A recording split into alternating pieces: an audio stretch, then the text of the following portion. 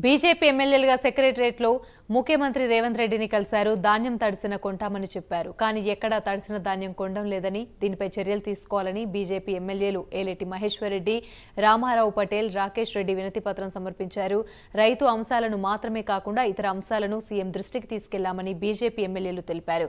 ప్రభుత్వం స్పందించకపోతే ఉద్యమ కార్యాచరణ తీసుకుంటామన్నారు.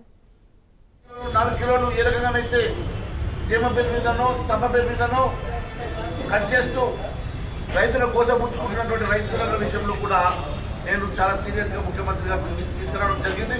ముఖ్యమంత్రి గారు వెంటనే మరి అధికారులకు ఆదేశించడం మరి సంతోషంగా ఉంది.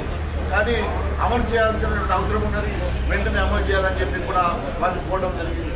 మరి రైతు సమస్యలతో పాటు రైతులు పడుతున్నటువంటి గోసతో పాటు ఇతర అంశాలు కూడా మరి వారి దృష్టికి తీసుకెళ్లడం, వారు మరి సానుకూలంగానైతే స్పందించారు.